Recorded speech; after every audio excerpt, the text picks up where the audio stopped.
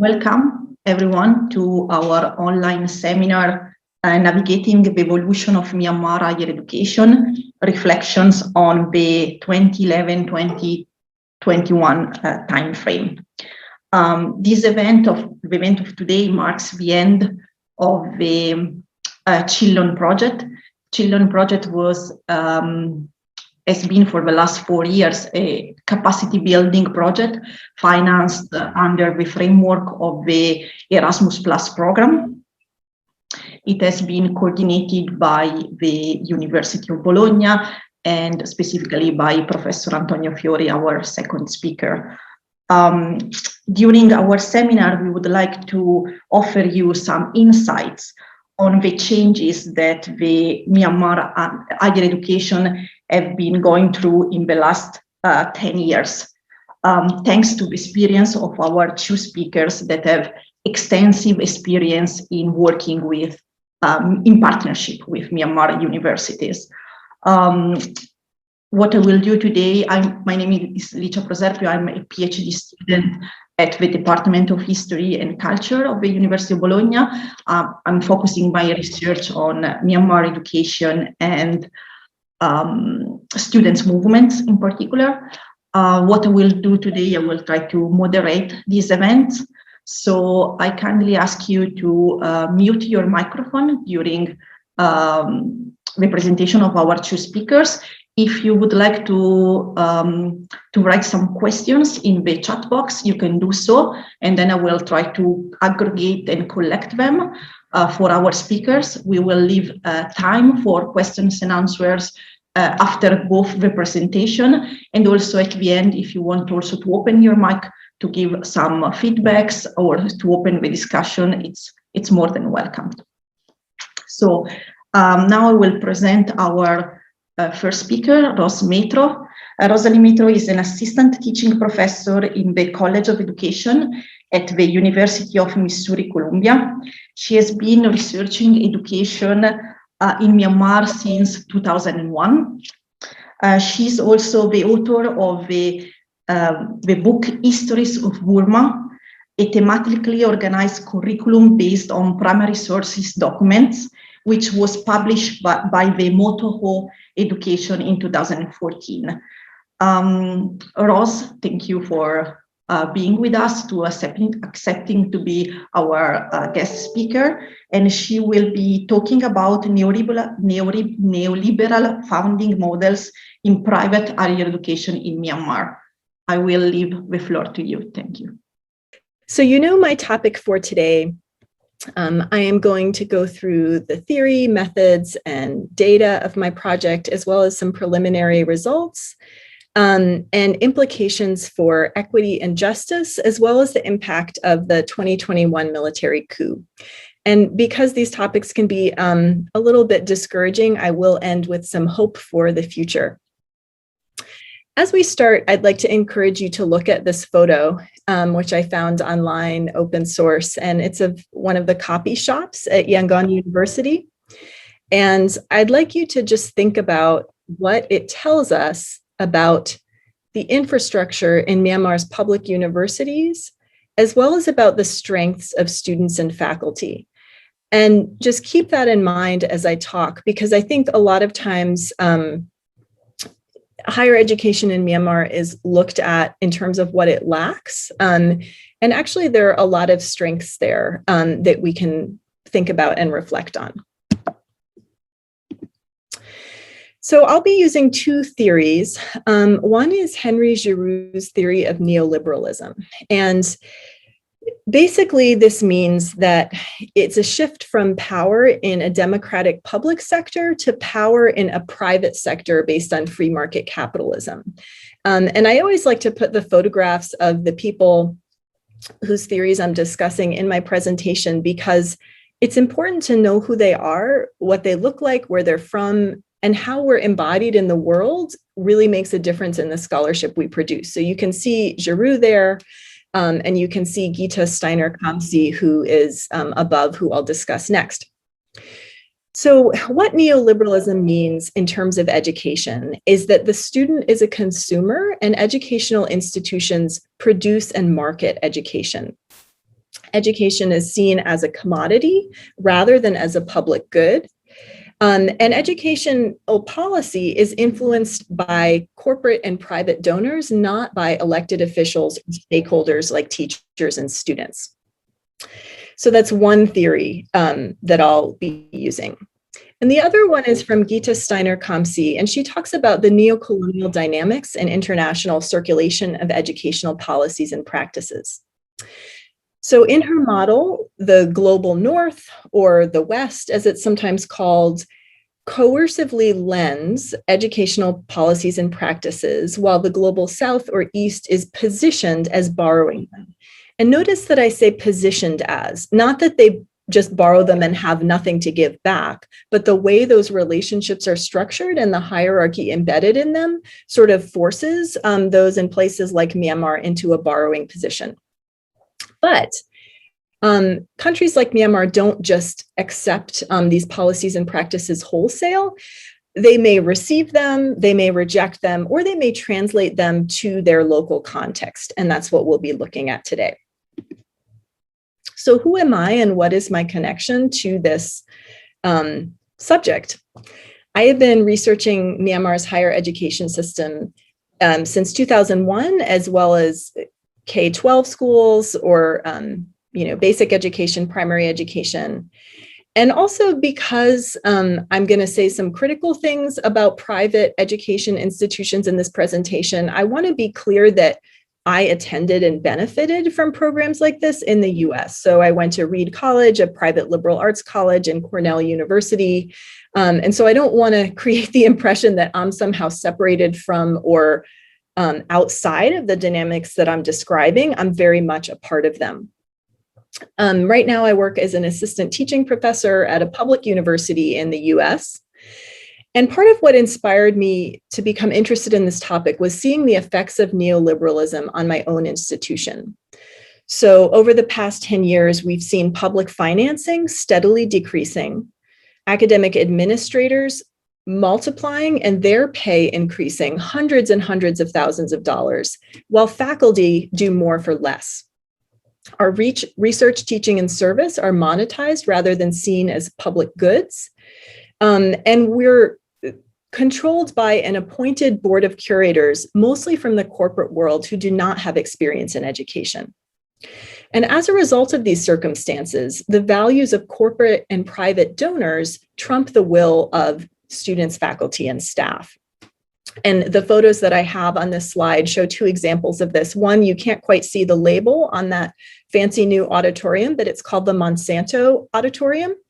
You may know, I think I spelled Monsanto wrong in my caption, sorry. But it's the global biotech company that produces genetically engineered foods. They donated a lot of money to my university to construct this auditorium. And I think that that can't help but have an impact on the research and teaching that our faculty do. So this is in our life sciences building. It may be that people feel pressure not to criticize genetically modified foods or other practices that Monsanto and other corporations that participate in this do. The second photo on the bottom is a statue of Thomas Jefferson. And you can see that there are little Post-its on his face. One says slaveholder, one says racist. This is a statue on our campus, and our Black students and faculty have been pressing for this statue to be removed because of Thomas Jefferson's racist history. And the administration of our university said this absolutely will not happen. And they said both explicitly and in an implied way that that's because it would upset donors, basically. So now decisions are being made not so much based on what the participants in the university want, but based on these outside influences. So this is how I see neoliberalism operating in my higher education context. And I'd like you to think of effects that you might see, and you might note them down so that we can share them later.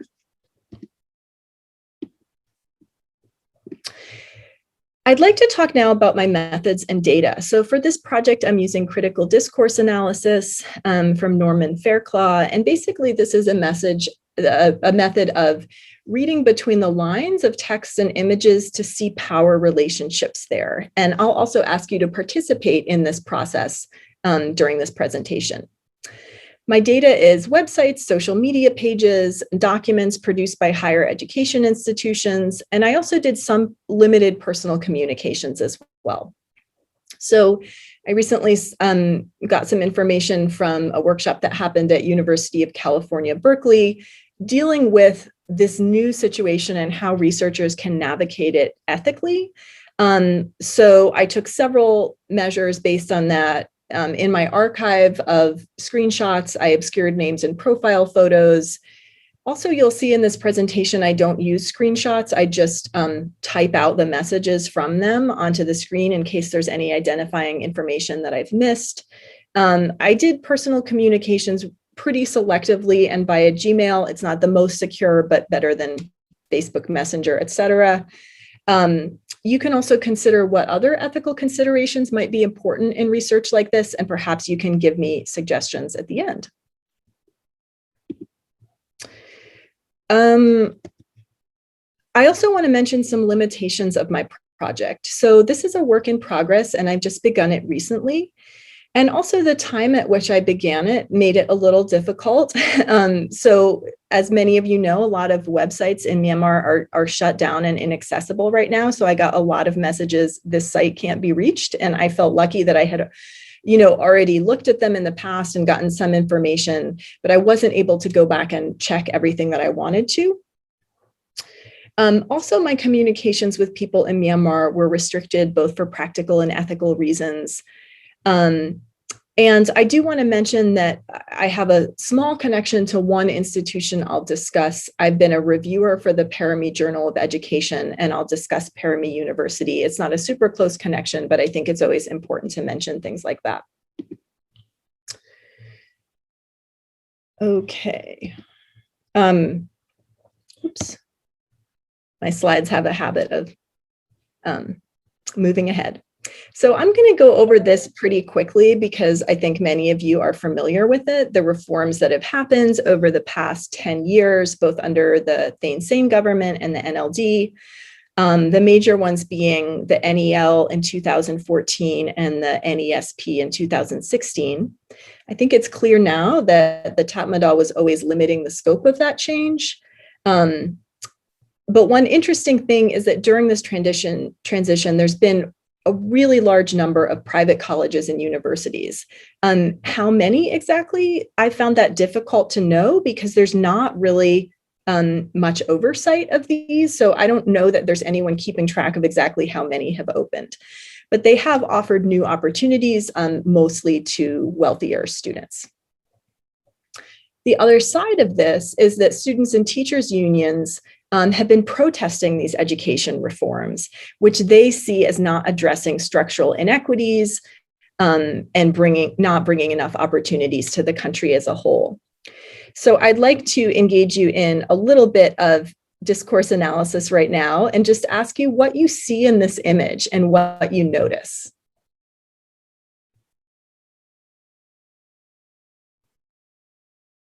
Anyone can pop something in the chat or just unmute and say something if you like. In the chat, we're saying English language used. Yeah. Free education, not funds. Someone is mentioning free education. I will read the chat for you. Thank you so much. Why is holding a ball? Like the guy in the front? So this is the symbol of a strike, which literally in Burmese means to turn the alms bowl over. And this is what monks have done when they go on strike. They won't accept food or donations.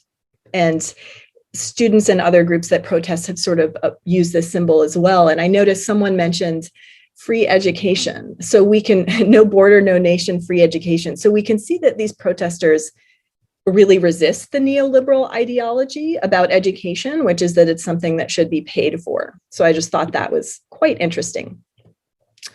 Of course, neoliberalism manifests in different places in different ways. And I want to talk a little about how it manifests specifically in Myanmar. So I talked about it as a move from a democratic public sector to a private sector. But in Myanmar, there hasn't really been a democratic public sector. So public HEIs have been underfunded and centrally controlled, promoted rote learning, and the reform process would be quite lengthy. And thanks so much to the Chinlong Project for their really useful report that clarified some of these dynamics. So people could see private HEIs either as motivated by profit or by altruism. So trying to give students an alternative to a public higher education system that really is not meeting their needs. And what's interesting is that private HEIs really use the discourse of autonomy, which is similar to what the protesters we just saw used. But I think they're asking for different kinds of autonomy and in different ways. So that word, that English word often is used with multiple meanings. So in Myanmar, neoliberalism may enter via international donors and their priorities. So similar to this sort of coercive lending process that Gita Steiner-Kamsi described, or via Myanmar people who experience these neoliberal practices and ideologies and bring them in. I also want to draw your attention to the Yangon University crest and motto there with the dancing peacock and these Pali words that mean, or can be translated as, there's no friend greater than wisdom, or something like that. And keep that in your mind because we'll compare it to the motto of a higher education institution in a moment. So this situation has brought up a lot of criticism of private and by proxy also public higher education institutions. So one commentator pointed out that private HEIs evolved because of a failing public system where matriculation exam results really strictly determine career possibilities, and students don't always want that. So it's also been pointed out that the quality of private HEIs vary considerably. Some students even feel that they've been defrauded by private institutions that promise more than they deliver. And the NEL really doesn't regulate private higher education institutions. And we have a great quote here from a letter to the editor of the Myanmar Times from Tinzar Tun. And they say, the future is bleak if Myanmar is to embrace a policy agenda that will make our society wildly unequal, leaving the poorest further and further behind. What our country needs is a robust public education system supported by the public.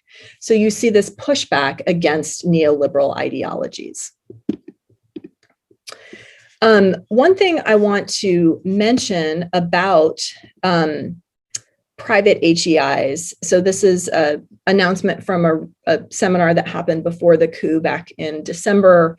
And you'll see that private HEIs include monastic, profit, for-profit, nonprofit. They also network with public higher education institutions. And you can't really see the titles of the talks on this announcement, it's too small, but a lot of them are concerned with autonomy and with critical thinking. So we see this reception or translation of a discourse of critical thinking by all the institutions discussed today. And I'm also going to guide you to look at the translation of neoliberal funding models to the Myanmar context. So I'll talk about 3 institutions and 3 models. The first one is Victoria University College, and I want you to look first at the crest of Victoria University College, and I want to draw your attention in particular to the motto, which is enjoy success. So a very individualistic conception of what education has to offer that really is a contrast to, for instance, Yangon University's motto, like there's no greater friend than wisdom. And I'm going to play just a little bit of a promotional video, some strategic communications from VUC. And I want you to pick out and write down a phrase or image that stands out to you. So the reason strategic communications fit into this neoliberal model is that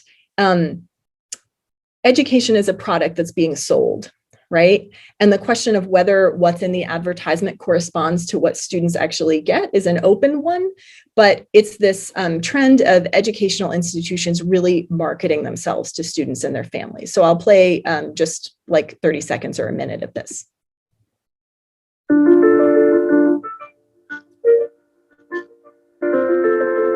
We are filled with youthful energies, boundless expectations for our future.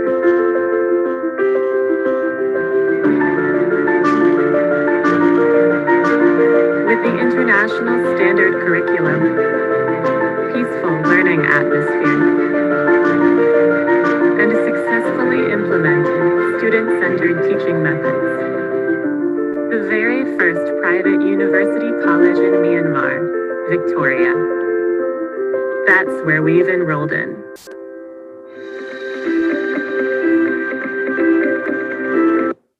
So I think you get the idea of the kind of strategic communication that they're doing here. And I just want to quickly show you a little comparison to the unstrategic communication that happens about government universities. And this is a student-made video. Again, I'll just show you 30 seconds or a minute, but I want you to notice what is different about the Victoria University College video.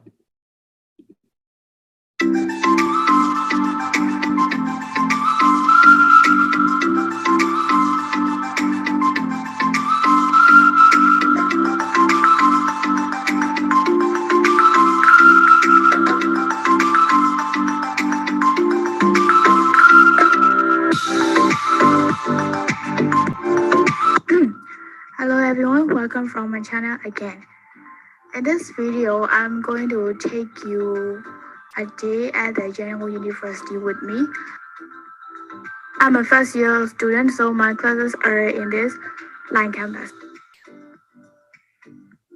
We have to walk from our dorms to our class.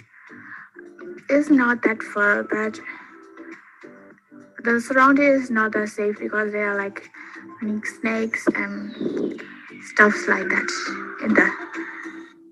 in those. So you get a sense, you can watch the rest of both of these videos on your own, but it's a very different feeling than the promotional videos made by Victoria University College. Oops, sorry.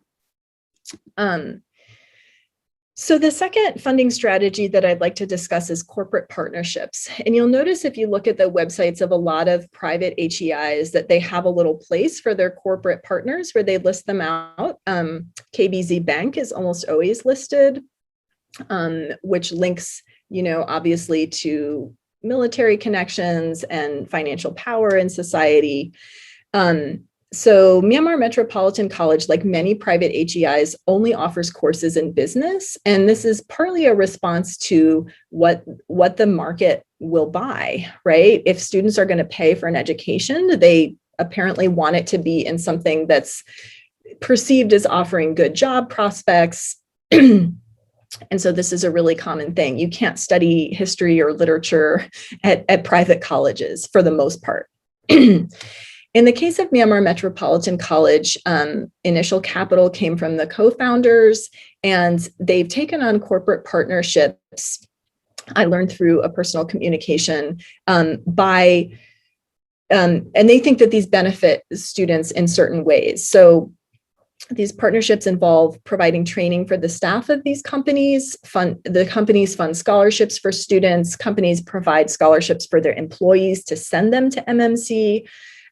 Provide guest speakers, and also faculty provide trainings to the companies. So the perception of the founders is that this tuition funding and corporate partnerships actually allows independence from donors and the ability to offer scholarships, which can be few and far between at private colleges and universities.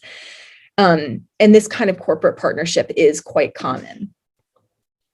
The third strategy I want to describe is university foundations and private donations. And this is the cover of a report by Parami University's sort of policy, educational policy production arm. And Parami is based on the model of a private liberal arts college in the US called BARD that they have connections to. So BARD is very much like the undergraduate institution that I went to. It's small. There's a lot of, seminar style discussions, lots of critical thinking. And the founders kind of wanted to transplant that to Myanmar in a way.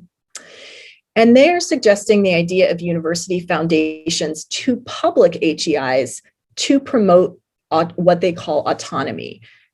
It's never quite clear to me whether people mean political autonomy, financial autonomy, or both. The word autonomy seems to hold so much for so many people. But the idea basically is that private support comes in and the university is able to kind of manage this while remaining a nonprofit institution by creating a university foundation. And this report makes comparisons with university foundations in the US and Asia. And I also looked into when Parami's website was up, which I think it has now disappeared, but their funders, donors, and where they're getting their funding. So it's pretty interesting. And these are just three examples that I found. So Lex Riefel from the Brookings Institution, a more conservative think tank in the US that really promotes free market capitalism. And Sean Turnell, who's unfortunately, as we all know, now imprisoned, who has also really tried to share with Myanmar, I think, a free market ideology. And then Dawthet Kine is one of their donors. This became controversial because she took a position in the coup government. So what I want to convey is that whoever is sort of helping to fund, share their views, in the end can also become a liability for the institution or the organization. It's very hard to find ways to fund institutions without becoming connected to these different forces. So what does this all produce? We can see that it produces an educated elite capable of accessing new opportunities in private and nonprofit sectors. There's not really evidence that there's an increase in educational equity or justice. One thing I wanted to do was look back at the tuitions of each of these institutions, but their websites were down, so I couldn't. But, I think it's at least $1,000 a year for students to participate in programs like this. And I think we also see, as from the previous slide, that political and financial autonomy is really elusive. It's really hard to get this standing that's independent of donors' priorities or ideologies.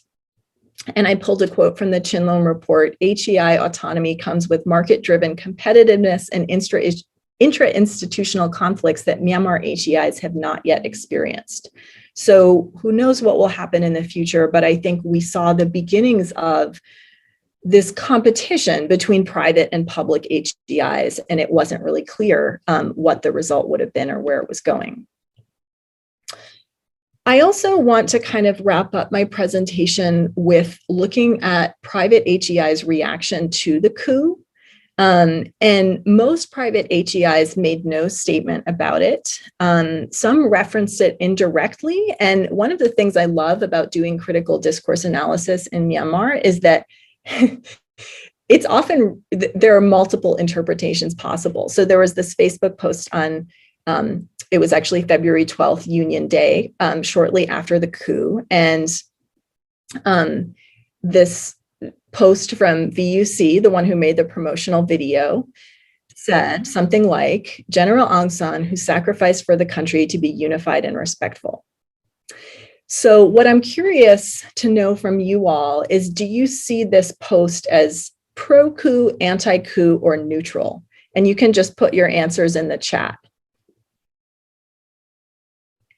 So we can think of multiple options, right? Bojo Aung San is a general, so he's connected to the army, but he's also the father of Aung San Suu Kyi, so maybe that's anti-coup.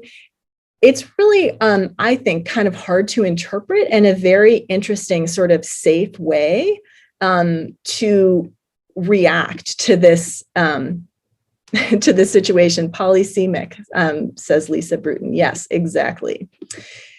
And I think these institutions have become really expert in walking that fine line. And another really interesting reaction was this statement from Parami. And I won't read it all to you, but I'll just highlight a couple of sentences. We are greatly concerned by the recent takeover of the military and all three branches of government and by the detention of government and civil society leaders. We believe the authority of the government comes from the collective will of the people. They call for peaceful resolution. And you can think about what you notice in this statement. And I'm now going to show you what happened on Facebook when this statement was released. Oops, sorry, that skipped forward. Let's go back one and one more. Oops, forward, back. It really is tricky to get these slides right. While I'm getting to the right slide, does anyone have ideas in the chat of how, of what you would interpret in this statement?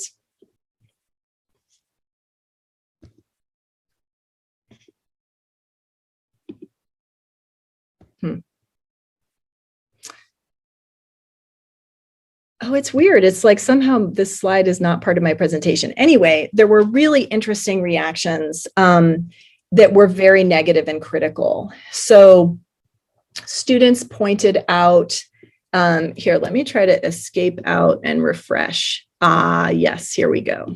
I think now we see it. Yes. And maybe I can go back to present. View, present. Okay. So is this the corporate advertisement or what?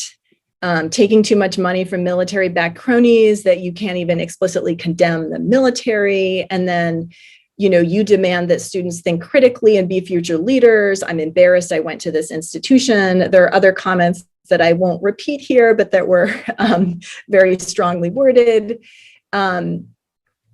And students, former students, observers really keyed into the fact that they had said strongly or greatly concerned versus strongly condemn. And there was this focus on that's not enough. You take financial support from those who betray the people, shame on you. They reference in particular that kind and crony banks like KBZ. And this is the comment in the middle is what I took the title of this presentation from.